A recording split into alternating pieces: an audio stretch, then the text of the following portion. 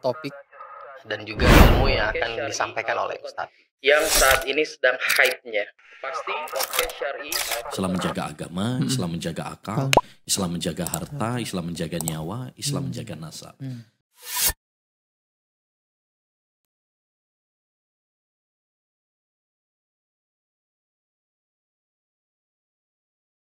Bismillah, assalamualaikum warahmatullahi wabarakatuh. Alhamdulillahilladzi binikmati tatimmus sholihat. Wassalatu wassalam ala nabiyina Muhammad wa ala alihi wa ashabihi wa man tabi'ahum bi ihsani ila yaumil amma ba'd.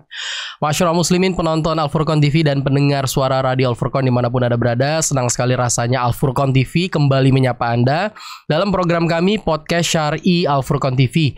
Masya Allah, hari ini kita akan banyak membahas tentang madu. Nah, bersama dengan narasumber kita yang sudah ada di depan Anda. Kita akan kenalan dulu bersama dengan Pak Budi Amboina. Assalamualaikum warahmatullahi wabarakatuh, Pak Budi. Waalaikumsalam warahmatullahi wabarakatuh. Sehat Pak Budi ya? Alhamdulillah. Masya Allah. Beliau ini merupakan salah satu pengusaha madu atau owner dari Osing Honey, gitu Pak Budi ya? Ya, benar. Masya Allah, jauh-jauh dari Banyuwangi ke Gresik, tapi mampir dulu ke Lamongan ya Pak Budi? Ya benar, ke Lamongan karena keluarga di Lamongan. Keluarga di Lamongan. Benar. Masya Allah, Masya Allah. Oke Pak Budi, jadi berbicara tentang madu ya. Ya Alhamdulillah, Pak Budi merupakan salah satu pengusaha madu yang mana kita tahu kan di Al-Quran sendiri madu itu merupakan obat dari segala macam penyakit ya Pak Budi ya. Masya Allah, dalam surat An-Nahl sendiri banyak sekali tentang mengupas tentang madu, lebah dan sebagainya. Nah, sekarang ini Pak Budi tengah mengembangkan atau kita bilang sebagai salah satu pengusaha budidaya madu ya, maksudnya budidaya produk dari madu. Iya. Tapi Anda ingin bertanya sebelumnya Pak Budi, ini kan menarik banget, produk dari Pak Budi itu namanya Osing Honey. Osing itu kan kayak kita dengar tuh lebih ke bahasa-bahasa ke Jepang-Jepangan lah ya. Nah kalau boleh jelasin apa sih awal mula dinamakan Osing itu gimana sih Pak Budi? Oke, baik. Nama Osing Honey ini sebetulnya dari nama suku asli dari Banyuwangi. Dari Banyuwangi ini punya suku, namanya dari suku Osing. Nah, jadi kenapa saya kasih nama Osing ini? Karena memang madu-madu yang saya jual dan para peternak ini memang dari Banyuwangi. Selain itu saya tidak ngambil selain dari peternak yang ada di Banyuwangi, baik itu madu yang budidaya atau juga madu yang dari hutan liar. Seperti itu. Jadi karena memang saya tinggalnya di Banyuwangi, peternaknya ada di Banyuwangi, dan madu hutannya memang saya ambil dari pegunungan Banyuwangi. Gitu. Masya Allah. Jadi semua itu memang berasal dari Banyuwangi ya Pak Budi ya. Dan salah satu nama Osing itu diambil dari nama suku yang ada di Banyuwangi. Suku Banyuwangi asli yang dikenal dengan Osing. Osing. Ya. Oh gitu. Aku baru dengar sebenarnya Osing suku dari Banyuwangi. Masya Allah, luar biasa. Pak Budi, berbicara tentang bisnis madu, awal mula bisa kepikiran untuk bisnis madu itu gimana sih Pak Budi? Alhamdulillah. Jadi awal mulanya insya Allah tahun 2013 waktu saya ini masih di Sidoarjo. Ini hanya sebagai konsumen saja. Gitu. Konsumen sekaligus saya mencoba untuk menjual. Nah, pada waktu itu saya masih bekerja di pabrik. Kerja di pabrik ada kebutuhan suplemen lah untuk pada itu. Jadi kebetulan saya kenal salah satu seorang, saya anggap dia seorang ustadz yang ada di Sidoarjo. Pada waktu itu saya membantu untuk menjualkan. Karena manfaatnya sangat terasa. Di situ saya mencoba untuk menawarkan ke teman-teman di lingkungan kerja saya.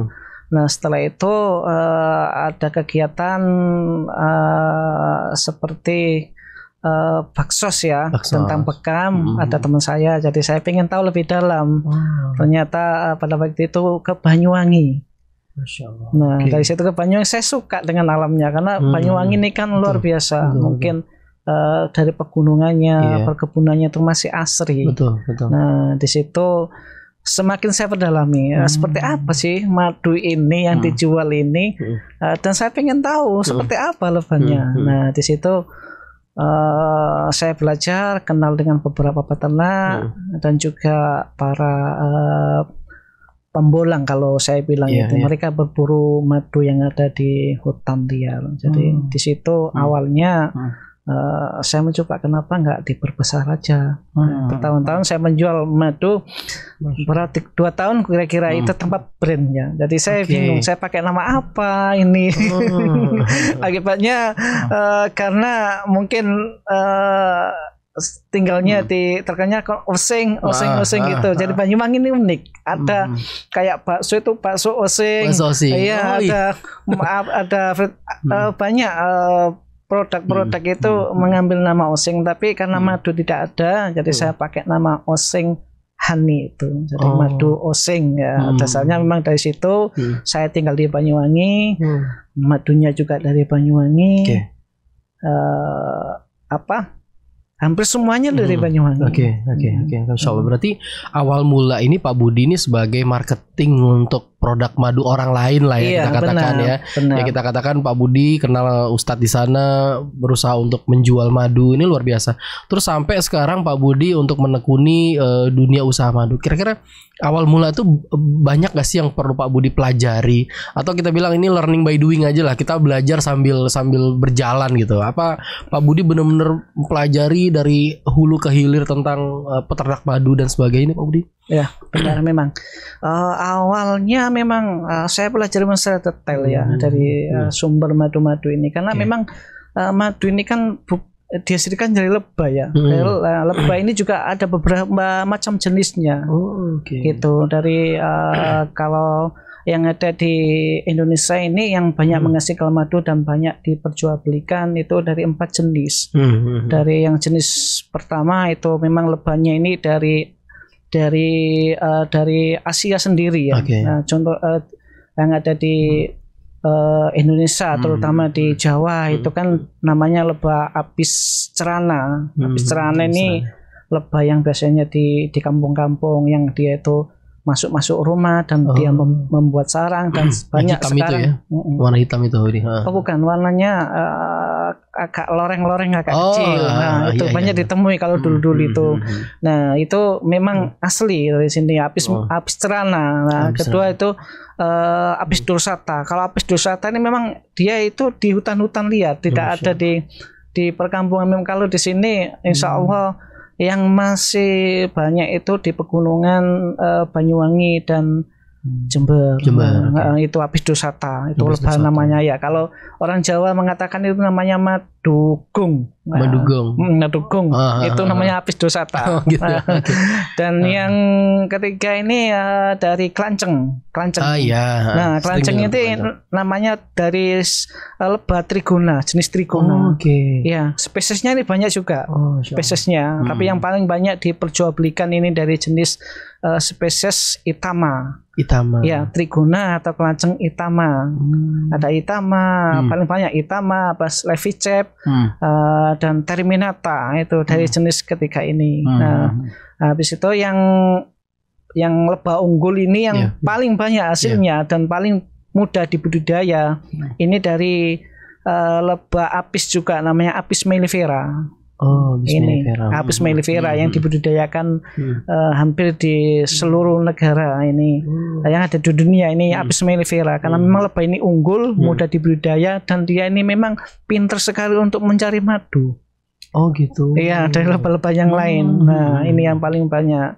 Nah, di situ kan perlu belajar banyak di situ ya. Betul banget. Nah, memang dari situ. Tapi saya awali dari belajar ini itu lebih awal dari banyak itu dari Apis mellifera. Karena Apis mellifera ini kan kalau kita pengen tahu banyak itu datang aja ke lokasi mungkin. Gitu. Kalau yang dari jenis dari trigona sedikit sekali yang bisa budidaya. Kalau yang apis cerana atau apis dorsata harus masuk hutan. Nggak bisa dibudidaya di tengah kota gitu, nggak bisa ya madu-madu yang. Sebetulnya kalau dari jenisnya apis cerana ini bisa, tapi untuk menghasilkan madu itu dipanen sangat kecil kemungkinan bisa dipanen. Karena sumber vegetasinya itu sedikit. Gitu. Berarti harus masuk ke hutan-hutan gitu ya? Ya paling enggak harus dekat dengan hutan homogen atau mungkin di perkebunan atau mungkin di wilayah yang steril dari polusi. Dan tempatnya Pak Budi masuk hutan itu nggak? Kalau rumah saya itu tempat atau gimana? Maksudnya tempat budidaya madunya Pak Budi itu sampai mendekati hutan apa tempat madunya? Iya, itu memang lokasi budidaya ini harus dekat dengan hutan. Kalau Apis mellifera pasti di hutan homogen. Oh gitu. Hutan homogen ini hutan yang ditumbuhi tumbuhan yang sama beratus-ratus hektar ribuan. Nah, kalau di sini saya nggak tahu di mana kalau di daerah Gresik. Nah, itu yang Apis mellifera. Kalau yang lain memang alami. Jadi dia harus di hutan liar.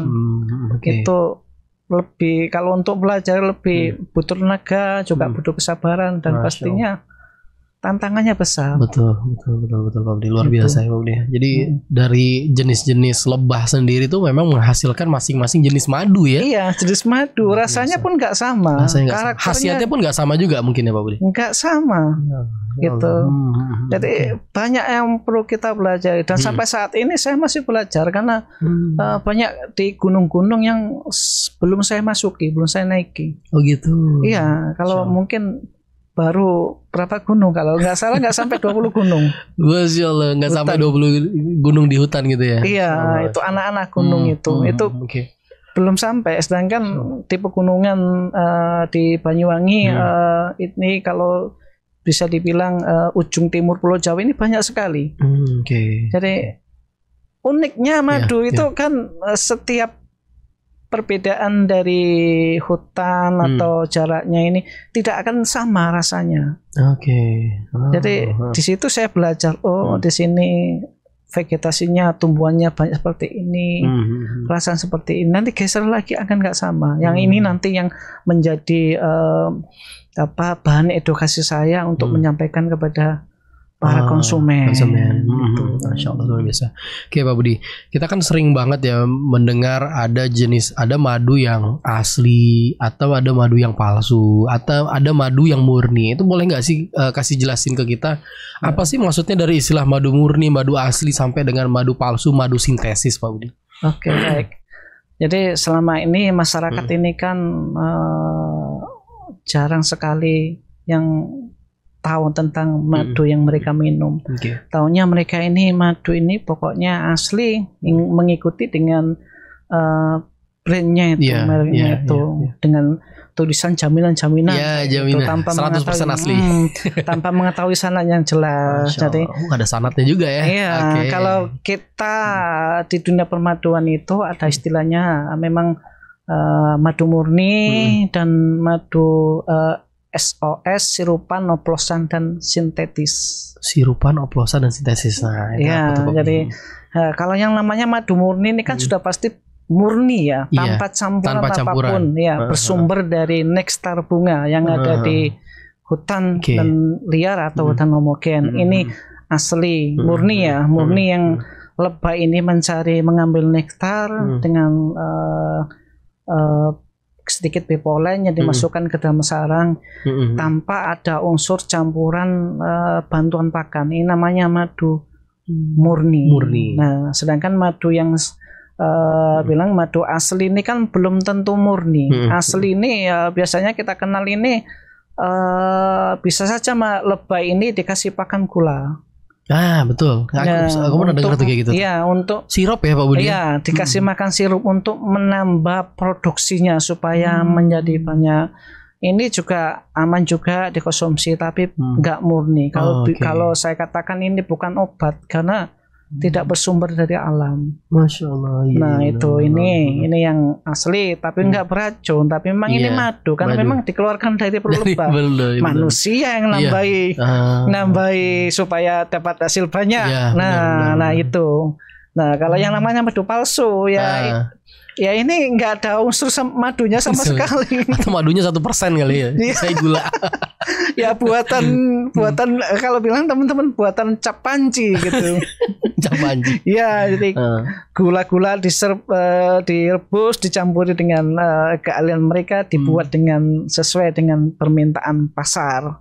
Nah ini paling banyak yang beredar di masyarakat, dan ini hampir masyarakat orang awam tidak bisa bedakan karena antara madu yang murni asli dan palsu ini sedikit perbedaan Dari rasanya manisnya itu aja, sedikit perbedaan. Iya benar. Berarti ada kita katakan madu murni itu adalah madu memang benar-benar dari lebahnya, tidak ada campuran dan dia pun nyari makan dengan natural ya. Iya, memang dari bunga, dari sumber nektarnya bunga dan ada dari buah-buah di hutan itu kan murni ya, jadi tidak ada tambahan. Memang itu sesuai dengan yang ada di dalam Al-Quran surah An-Nahl itu. An-Nahl ya. Iya, jadi manusia ini hanya menyediakan kotak-kotak saja, seperti namanya itu koloninya, kotak koloni itu, tapi tidak memberi tambahan supaya tidak melimpah. Karena sekarang ini permintaan banyak, mungkin akhir tahun ini dan tidak memenuhi sebetulnya. Jadi terus mohon maaf, namanya juga orang menjual nih. Ya, namanya bisnis ya. Iya, bisnisnya seperti itu, konsumen yang jadi korban. Makanya saya sering mengedukasi ke masyarakat ini, jadilah pembeli yang cerdas dan penjual yang jujur. Kalau memang nggak tahu, jangan ditambah-tambahi. Nah, kalau ditambah-tambahi nanti yang nggak tahu hukumannya kayak gimana kelak kita di akhirat, dan pasti dirugikan ini konsumen. Lagi-lagi konsumen. Mereka membeli, namanya kalau bukan madu murni nggak jadi obat. Pasti akan menambah penyakit kalau dikonsumsi jangka panjang. Masya Allah. Pak Budi tadi juga Pak Budi nyinggung soal madu itu bersanat. Nah, boleh kasih jelasin dikit kenapa sih madu itu sampai ada sanatnya gitu? Iya, kalau sanat bahasanya sanat asal usul ya. Asal usul, betul. Iya, karena ya itu harus wajib diketahui dan harus disampaikan. Karena prosesnya ini dari mana? Contoh kita menjual salah satu jenis madu yang saya jual, pasti saya sampaikan sanatnya, dibuktikan oleh video proses panen, tanggal, kita punya lokasi, kita punya peternak, bisa kita buktikan semuanya. Kalau saya sebagai supplier dan penjual madu, ketika orang bertanya ini gimana riwayatnya, ini tanggal sekian, karena madu ini kan yang ada di Jawa ini ada musim, tanggal panen, bulan panen. Itu ada dan itu harus jelas supaya konsumen ini dia tahu mereka yang diminum ini madu apa. Sedangkan di Jawa ini banyak vegetasi tumbuhan yang menghasilkan nektar dan menjadi madu. Ya itu salah satunya. Kalau di Jawa Timur ini ada sekitar berapa? Ada 10-an. Dan itu semua ada di hutan semua ya? Iya, di hutan dan di hutan homogen. Dan homogen perkebunan itu nggak sama semuanya rasanya, dan bulannya itu pasti tepat di bulan itu musim panennya, dan di lokasi-lokasi khusus dan tidak ada di daerah lain. Itu contohnya mungkin kalau anggaplah kalau di bagian sini Gresik, saya kurang tahu, belum pernah dengar. Kalau di Lamongan ada. Lamongan ada di tahun tertentu. Ya, sekarang sudah musim tapi sekarang ini banyak yang nggak murni. Banyak yang tidak sirupan murni. Asli ya. Ya. Tapi tidak murni. Ya, itu untuk sekarang belum saya temui dari sumber nektarnya bunga kangkung. Yang ada di Mantap. Makanya kalau ada waktu banyak saya pengen keliling-keliling ke daerah di mana bisa ditemukan vegetasi baru untuk mempermudah para peternak untuk mengembalakan lebahnya yang dari jenis Apis mellifera tadi. Masya Allah, luar biasa. Pak Budi, sekarang Pak Budi menjadi salah satu seorang pebisnis madu ya kan kita bilang. Nah, di antara banyak ratusan mungkin ribuan orang pebisnis madu juga di Indonesia ini. Benar. Apa sih challenge Pak Budi, tantangan Pak Budi sekarang di zaman ini Pak Budi?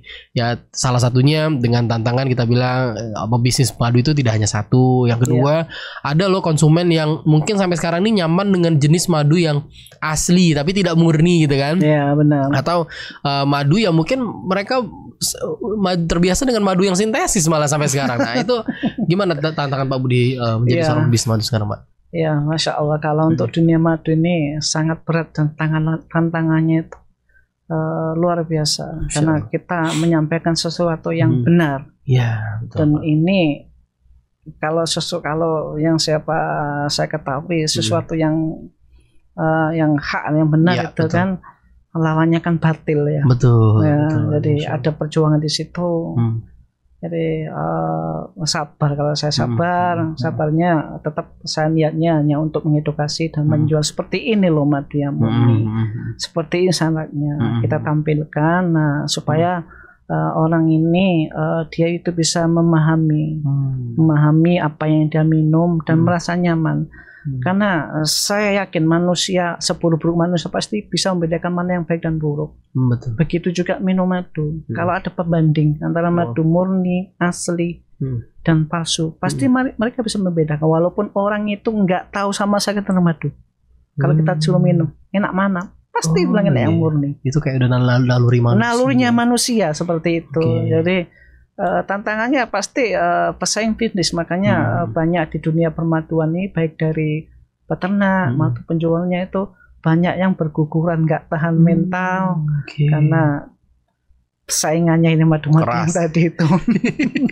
Ini mahal karena madu murni itu kan sebetulnya nggak mahal juga, selisihnya nggak banyak, tapi kan cenderung masyarakat ini cari yang murah-murah. Betul. Ya, cari yang murah-murah, pokoknya ada tulisannya asli, ya sudah manis rasa gitu. madu. Ya itu di situ. Jadi kita penjual murni, penjual madu murni ini tetap bersabar, nggak apa-apa. Memang kita punya produk murni, dibilang kok mahal itu, kok murah ya. Ya memang kalau kita kan menjual madu murni, kita kan nggak tahu. Kalau saya sendiri memang kadang-kadang namanya juga manusia, kadang juga agak cengkir. Saya punya madu yang lebih murah dari itu, begitu aja. Tapi saya tidak menjamin kalau itu bukan madu yang murni. Ya, tapi saya nggak mau jual. Saya tetap menjual kayak madu yang murnian saja, nggak madu yang namanya madu madu oplosan, sirupan dan sintetis. Saya tidak menjual. Masya Allah, Pak Budi. Nah, Pak Budi, bicara soal strategi pemasaran ya kan. Kalau tadi kita banyak bicara tentang produk-produk, tentang madu itu sendiri dan sebagainya. Nah, sekarang dari Pak Budi di Banyuwangi itu kan pastinya kita melihat lingkungan sekitar kita ya Pak Budi ya. Kayak Pak Budi melihat mungkin daerah Banyuwangi itu lebih banyak mungkin warga-warga yang bisa kita berdayakan untuk menjadi salah satu bagian dari ini kita kan gitu. Nah, kalau Ana boleh tanya, strategi marketing apa sih yang Pak Budi terapkan untuk memasarkan produk-produk Pak Budi? Oke. Jadi selama ini saya menjual madu ini itu ada tim kecil-kecilan untuk bagian marketing sendiri, melalui online juga, ya melalui media sosial pastilah. Dan ada juga reseller yang mereka membantu untuk menjualkan. Dan alhamdulillah reseller saya itu hampir semuanya itu nggak ada modal, jadi saya kasih gitu aja, jualkan itu aja. Yang penting bismillah, kita menjual madu ini bukan kita mencari dunia, tapi untuk memberikan solusi bagi mereka yang membutuhkan. Jadi tujuannya bukan untuk mencari maksudnya jual dapat untung, enggak, tapi kita mengedukasi mereka. Nah, karena memang kemampuannya kita di situ. Contohnya orang sakit, kita kasih apa gitu. Kita nggak punya keahlian di bidang tentang dunia kesehatan tapi madu ini jelas gitu. Madu ini obat. Tinggal bagaimana cara kita menyampaikan, bagaimana cara mereka untuk mengkonsumsi madu dengan benar. Dan bagaimana dia itu berikhtiar dengan madu yang memang jelas-jelas ya madu ini obat. Nah, seperti itu. Masya Allah. Banyak strategi yang kita pakai. Kalau saya sebagai pemilik ini main banyak kaki. Kalau saya jual curahan juga, ya curahan tanpa brand, ada langsung secara langsung pada waktu ngelapak gitu. Tapi tujuan kita ngelapak ini hanya mengedukasi sebetulnya. Betul. Mengedukasi dan membawa produk-produk, dan saya sampel semua, dan semuanya boleh minum, semuanya madu, semuanya. Jadi monggo silakan mampir diicip madu ini. Alhamdulillah pasti ada orang yang beli ya.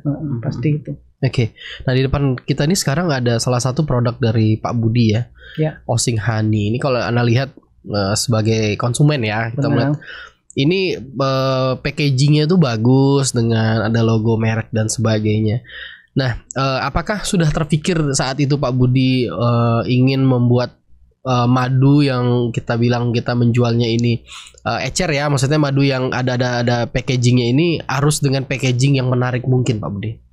Ada nggak dulu rencana Pak Budi untuk apa namanya membuat produk-produk ini dengan packaging yang menarik, Pak Budi? Maksudnya packingnya? Iya, packingnya.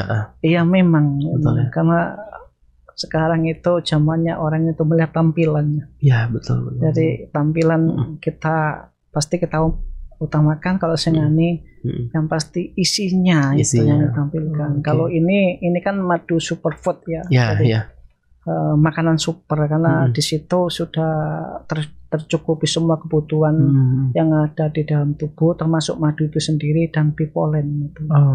Bipolen itu sumber makanannya lebah. Jadi, kalau nggak ada bipolen nggak ada perkembangan lebah dan mungkin nggak ada kehidupan lebah. Benar. Kalau nggak ada bipolen, jadi kenapa kok harus dikonsumsi manusia? Karena semua kebutuhan yang ada di dalam tubuh itu semuanya ada di produknya lebah. Baik itu racunnya sendiri, sengatnya itu. Gitu Pak Budi. Iya, itu bisa juga untuk membantu untuk mengobati orang. Walaupun sengatnya sakit itu. Betul. Apalagi madunya itu kan sudah dikenal dalam ribuan tahun yang lalu ya. Madu itu bukan dari sekarang. Hanya saja penyampaiannya yang kurang dan mungkin manusia sekarang ini banyak yang mohon maaf tamak, jadi dia nggak mikir, pokoknya katakanlah mereka menjual dan mencari keuntungan saja. Tapi di saya pribadi di Senghani ini memang saya sebagai pemilik saya tekankan kepada mereka, kita ini bukan mencari keduniaan, kita membantu orang mendapatkan solusi yang terbaik, obat yang terbaik dari alam yang direkomendasikan oleh Nabi kita sendiri. Jadi terkait dengan kesembuhannya, insya Allah pasti sembuh. Al-Quran tidak bohong. Tidak bohong, benar-benar. Iya, tinggal kita bagaimana. Itu madunya itu benar atau tidak? Yang kita minum benar atau tidak? Atau mungkin caranya yang keliru, minumnya yang keliru, atau mungkin kesabarannya yang kurang. Nah, di situ. Jadi gimana ya? Pastinya banyak sekali yang disampaikan gitu. Terkait produknya. Insyaallah. Pak Budi, boleh anak tanya berapa omset Pak Budi per bulan dengan madu ini? Alhamdulillah kalau untuk pendapatan ya enggak begitu banyak juga. Pasti adalah namanya juga kita menyesuaikan yang baik. Pasti ya paling tinggi ya mungkin kalau dirupiahkan ya 10 juta. Atau kadang rezeki ya juga ada lebih ya, semuanya nanti. Kadang juga intinya menjual madu pasti cukup aja, berkah pasti. Berkah ya, betul. Yakin pasti berkah menjual madu itu, karena semenjak saya terjun di dunia madu itu ada sesuatu hal yang baru yang saya tidak pernah sangka-sangka. Itu berupa kebaikan atau mungkin bertemu dengan orang, bertemu sesuatu apapun yang tidak saya duga-duga. Karena awal dari saya menjual madu ini tujuannya hanya di situ, memberikan obat yang terbaik. Iya, jadi mencari berkahnya aja. Insyaallah. Iya, dan punya keinginan juga bagaimana kedepannya ini Senghani ini bisa besar dan maksudnya bisa punya katakanlah bisa pabrik kemasan sendiri, itu punya. Tapi kalau untuk sekarang ya masih bisa untuk seller saja. Insyaallah. Ya nggak kelihatan kita kalau Senghani ini punya mitra yang banyak, nggak kelihatan karena memang nggak punya tempat khusus untuk ruang produksi. Iya, karena ini madu ini bukan dibuat pabrikan ya. Iya, jadi ya mengikuti musim saja. Musim ya kita kemas sesuai dengan kebutuhan kita dan permintaan pasar. Insyaallah. Nah, kemarin kan kita udah masuk sekitar 2 tahunan tuh pandemi nih, Pak Budi. Ya kan, tentunya pasti ada impact kepada usaha Pak Budi di madu ini. Apakah impact itu menurun atau malah menaik, Pak Budi, di zaman pandemi? Kenaikan pasti ada. Kenaikan itu ada, tapi enggak biasa aja, normal gitu. Karena ini madu murni, jadi dan memang ada berkahnya juga di situ. Tapi saya nggak mikirnya ke sana. Banyak orang sakit kok malah kita seneng, enggak. Pasti ada kenaikan. Mungkin dari kita jual berapa bisa jadi 2 kali lipat gitu. Berarti ada kepercayaan orang di pandemi itu madu itu merupakan salah satu obat penyembuhan ya Pak Budi ya. Mungkin salah satu hikmahnya gitu juga ya. Benar, bahkan madu sintetis pun bisa menyembuhkan pada waktu itu. Sintetis? Iya, atau mungkin mindsetnya aja kalau mindsetnya. Ini kayak apa sih namanya apa tuh? Kayak kita tuh terlalu percaya sugesti. Ya, sugestinya saja mungkin. Karena saya tahu ini bukan madu, kenapa dia berkata begitu? Mungkin sugestinya seperti itu. Padahal orang, mohon maaf, orang minum madu pada waktu pandemi orang sembuh dengan sendirinya.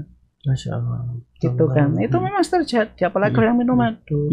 Cuman memang madu ini enggak hanya untuk itu saja. Selagi kita itu bisa memberikan edukasi atau gimana, madu ini enggak akan bisa tergerus zaman.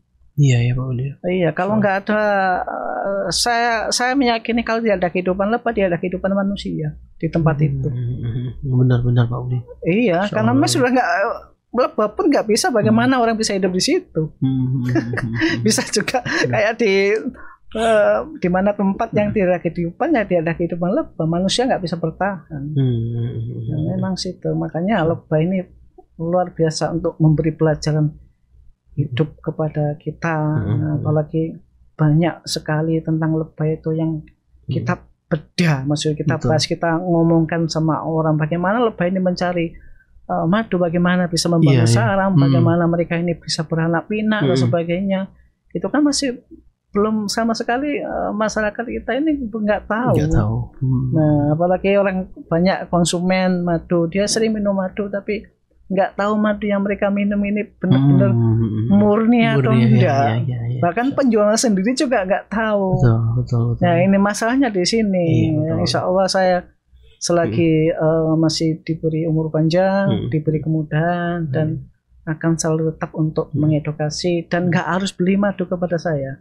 Iya, nggak harus beli sendiri, tidak. Belilah madu, dimana penting itu murni. Tapi ketahui dulu madu-madu yang kalian beli ini benar-benar murni apa enggak. Pasti orang yang menjual ini memang dia ini bersentuhan langsung dengan apa yang dia jual. Biasa, menarik banget ini. Enggak terputus ya, asal usulnya itu enggak terputus. Umpama orang kan saya banyak nyuplai ke orang lain, ke produsen itu nggak terputus, mereka dapat sana dari saya. Ini dapatnya hari ini, bulan ini bukti videonya kayak gini, kayak madu-madu hutan itu. Jadi orang ketika mau minum lega, enak, tenang mau minum, dia asli murni enggak, asli enggak kayak gitu. Dia bisa tampilkan videonya pada waktu panen, dan video itu enggak dibuat satu video dibuat-buat terus enggak. Saya bergantian, bulan ini panen ini, bulan ini panen ini, minggu ini. Selalu ada tampilan baru. Mas seperti itu. Kalau sudah enggak musimnya, saya enggak mau pakai itu video yang lama itu. Ya, karena enggak sama, hasilnya enggak sama pasti. Setiap musim panen. Kalau bicara tadi kalau enggak musim gimana tuh Pak Budi? Pasti ada stok. Oh gitu, kita jual stok ya. Stok. Indonesia sangat melimpah. Melimpah sekali madu murninya. Tapi sayang, ya namanya bisnis nih. Iya benar Pak Budi. Bahkan orang lebih cenderung dia mengambil madu yang ada di impor lah gitu. Tapi kan madu murni kan terbatas kan Pak Budi? Terbatas, tapi bisa mencukupi. Oh gitu. Pasti mencukupi. Karena saya di Banyuwangi sendiri aja, yang dari keluar Banyuwangi yang murni itu ratusan ton. Wih, ratusan ton? Iya, dalam setahun. Itu belum didapatkan di daerah lain. Nah, itu bisa kalau untuk di Banyuwangi sendiri saya punya data. Jadi peternak ini masih mereka ini dapat berapa ton bisa dapat. Kalau diglobalkan insya Allah hampir 250 ton. Wih, 250 ton. Iya, itu masih kurang. Masih kurang itu. Itu di Banyuwangi sendiri peternak kan banyak. Ada di Banyuwangi, di daerah sampai di Lamongan dulu ada juga, di Gresik juga dulu ada, tapi nggak tahu sekarang. Ada banyak. Jadi cukup, apalagi madu yang dari luar pulau. Nah, luar biasa. Sudah cukup. Jangan masalahnya tadi itu. Kan di Indonesia ini kan mau ditanami apa saja kan bisa. Tinggal dihijaukan, penghijauan, mencetak beekeeper baru untuk dia itu menjadi peternak, untuk dia mencari madunya. Insya Allah bisa. Saya bilang cukup lah. Cukup ya. Kalau saya kan bilang stok, maksudnya untuk masa paceklik ada. Kalau enggak, kalau habis stoknya madu yang di Jawa bisa ngambil dari luar Jawa. Oh gitu. Iya banyak. Indonesia ini sangat luar biasa. Luar biasa ya Pak Budi. Luar biasa. Di daerah mana Pak Budi yang paling banyak penghasil madu di Indonesia ini? Kalau paling banyak itu yang memang rutin hampir nggak ada musim itu di daerah Sumatera. Oh Sumatera ya? Sumatera. Masya Allah. Itu nggak pernah habis madu. Padahal Sumatera kan banyak hutan-hutan sawit itu Pak Budi. Iya, yang kelihatan sawit tapi sebelahnya itu kan banyak hutan-hutan. Hutan-hutan alami ya. Hutan akasia. Akasia itu hutan tanaman industri. Dan setiap hari mengeluarkan madu. Oh, yang keluar dari pangkal daunnya. Nah itu Sumatera. Masya Allah. Ya, tapi dengan vegetasi yang sama. Kalau di Jawa beda, bergantian dan unik. Pasti saya bilang rasanya pasti enak madu Jawa. Madu Jawa ya? Iya, pasti beda ya antara. Pasti beda. Kalau kita ngomong madu orang boleh kalian klaim madu boleh klaim, maksudnya klaim madu ini paling baik tapi saya bilang madu Jawa insya Allah paling terbaik dan paling disuka oleh apapun karena bunganya ini macam-macam variasi. Oke. Soalnya ini aku mau nyobain nih madunya Pak Budi Osinghani. Itu bisa diaduk dulu itu. Oke, berarti diaduk dulu deh Pak Budi ya. Iya. Dia madunya kental gini Pak Budi ya? Ya karena ada pipolennya. Pipolen serbuk sarinya bunga. Oke, bismillah. Dia dikunyah gitu ya? Dikunyah atau mungkin dicampur dengan air hangat. Air hangat. Iya. Nah ini memang, rasanya enak banget Pak Budi, Insya Allah. Ini memang dari hasil madunya itu memang sudah bentuknya begini kental. Enggak. Itu kan saya buat dari madu murni dan serbuk sarinya bunga yang ada di yang diambil oleh lebah itu. Oke. Jadi untuk kalau insya Allah kalau kita jelaskan manfaatnya bipolen sangat luar biasa. Apa aja tuh Pak Budi? Kalau bipolen sebagai untuk apa? Untuk suplemen terbaik. Jadi untuk pertumbuhan orang susah makan atau susah tubuhnya ini perkembangannya nggak bagus gitu aja kalau biar dibilang atau paling dikenal itu untuk kesuburan. Oh bipolen. Ya karena lebah ini kan ratu ini kalau nggak makan bipolen dia nggak bisa bertelur. Oh gitu. Ratunya, induknya gitu ya? Iya ratunya ini harus makanannya bipolen. Oke. Gitu. Nah kalau untuk dibuat untuk susah subur atau mungkin untuk program diet karena insya Allah 1 sendok itu bisa menahan lapar sampai setengah hari biasanya kalau makan itu. Bisa buat diet juga berarti? Iya memang bagusnya untuk orang negara maju buat diet dan itu produk yang sangat mahal. Masalahnya kita di sini tuh banyak jarang orang yang tahu. Gitu. Kalau saya terbatas kalau menjelaskan bipolen itu apa ya? Ya karena perlu panjang jadi kita jelaskan. Bismillah aja nanti lama-lama insya Allah orang tahu. Kalau negara maju sudah tahu semua di kapsul, dipakai untuk produk kosmetik, sebagainya dan memang obat dari lebah ini kan memang nggak ada kontra di tubuh. Masya Allah betul. Pasti cocok semuanya. Nggak cocok. Betul. Ini terakhir Pak Budi. Harapan Pak Budi soal Osinghani ini dan juga untuk permaduan di Indonesia ini gimana sih Pak Budi? Ya, Bismillah. Jadi kedepannya harapannya dari Osinghani ini menjadi salah satu pelopor kemurnian madu yang beredar di masyarakat dan menjadi pelopor juga madu yang jelas, sangat jelas dan kedepannya pengennya masyarakat harus bisa mengetahui madu yang mereka minum ini seperti apa, dari sisinya apa, supaya para produsen madu palsu yang tujuannya dia mendolimi orang ini enggak semakin berkembang. Jadi Nanti semua tergantung dari konsumennya. Kalau dia mau terbaik ya ambil yang terbaik. Kalau dia pengen yang buruk ya sudah disediakan aja. Yang penting tahu gitu Ya, aja. yang penting kita edukasi terus ya Pak Budi. Ya bisa menilai ini baik, ini yang buruk. Jadi pengen yang mana? Kalau ngomong madu, yang murni ada, yang asli ada, yang palsu ada. Silakan Anda pilih dengan macam-macam dari madunya dan harganya. Kalau saya pribadi, insya Allah masyarakat umumnya dia tidak melihat madu dari harga. Iya, betul. Tapi dia melihat dari kualitasnya. Karena memang kalau ada di sekitar kita nggak ada pilihan, jadi ya itu saja. Kalau ada pilihan pasti mereka akan pilih yang terbaik. Betul. Gitu. Saya sudah coba untuk di masyarakat saya jelaskan ini madu asli, ini sintetis, ini murni, ini murah. Padahal sisinya 100.000, kadang sampai 200.000. Mereka nggak mau beli yang murah. Yang murah. Pasti yang mereka, murni. Pasti yang murni. Itu saya sebutkan karena hampir setiap minggu itu saya ada mitra saya itu ngelapak di CFD dan saya selalu mengedukasi orang untuk mencoba madu-madu yang belum pernah mereka minum dengan sesuai musimnya. Pasti mereka kalau pasti beli dan sangat mudah. Memang di situ, tapi sedikit sekali dari kita semua ini para penjual madu atau yang lainnya ini mau terjun langsung ke lapangan karena mungkin keterbatasan waktu atau pengetahuan mereka, jadi mereka nggak pede. Benar. Nah, nggak pede untuk menyampaikan. Nah, harapannya saya nggak ya tinggal kita mencari tahu aja dan nggak saling kontok-kontokan dengan madu. Jangan ini bisnis ya memang bisnis, tapi tujuan kita bukan ke situ. Kita memberikan yang terbaik untuk masyarakat dengan madu ini dan kita mengedukasi. Rezeki sudah Allah yang kasih. Gitu.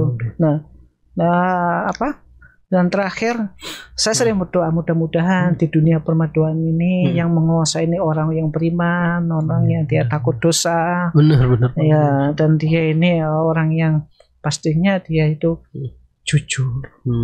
Harus gitu Pak Budi ya. Iya, saya sering berdoa gitu ya Allah, mudah-mudahan ke depan ini orang-orang yang menguasai dunia permaduan ini orang yang beriman, dia yang orang yang amanah, jujur, agar masyarakat ini tidak banyak semakin terdolimi. Gitu. Nah, saya bilang didolimi karena apa? Mereka sengaja. Kalau mereka nggak tahu, kenapa nggak belajar? Dan gitu. Kalau nggak tahu belajar. Nah, kalau nggak tahu terus ya gimana? Kalau dikupas lebih banyak ya ini nanti menyinggung banyak. Mendingan ya berdoa saja selama mudah-mudahan apa yang saya inginkan dengan bekerja, menjual dan menyalurkan madu-madu murni ini dimudahkan oleh Allah dan para peternak ini semakin sejahtera. Amin. Betul. Gitu. Intinya gitu dan alam ini semakin dihijaukan. Iya betul. Bukan ditebang. Ya mungkin sih gitu. Insya Allah merinding kan. Jadi memang harapan Pak Budi adalah kedepannya orang-orang yang memang berkecimpung di dunia permaduan ini adalah orang-orang yang amanah ya Pak Budi ya. Orang-orang yang jujur karena memang kita berharap apa yang Allah titipkan ini ya kepada kita, salah satunya ini Allah sering bilang juga di surat An-Nahl itu madu itu merupakan obat dari segala penyakit. Jadi jangan sampai kepercayaan tersebut tuh membuat masyarakat tuh menjadi berubah pikiran ya, ini madu ini bener nggak sih gitu mau menyembuhkan kan gitu kan. Oke, baik Pak Budi, terima kasih banyak atas waktunya, jazakallahu atas ilmunya ya. Kita bilang nih dari tadi kita bicara tentang ilmu semua ini Pak Budi, Masya Allah. Jadi kita berharap bisnis Pak Budi juga terus maju ya Pak Budi ya. Mungkin pondok kita nanti akan bisa main ke Pak Budi di Banyuwangi sambil diedukasi Pak Budi. Alhamdulillah, mudah-mudahan dipermudah. Amin. Insya Allah kalau ada kesempatan kita bisa main Pak Budi. Baik Pak Budi, sekali lagi jazakallahu khair atas waktunya, atas ilmunya, dan juga kepada pemirsa Al-Furqan TV dan pendengar suara radio Al-Furqan dimanapun Anda berada. Demikian tadi diskusi dan ngobrol kita dengan Pak Budi. Beliau merupakan owner dari Ausing Honey yang berada di Banyuwangi. Semoga bermanfaat untuk Anda semua. Semoga mencerdaskan untuk Anda semua untuk memilih mana madu yang murni, asli ataupun sintesis gitu Pak Budi ya. Baik, kita tutup dengan doa kafaratul majelis. Subhanakallahumma wabihamdika asyhadu an la ilaha illa anta astaghfiruka wa atubu ilaik. Assalamualaikum warahmatullahi wabarakatuh. Waalaikumsalam warahmatullahi wabarakatuh.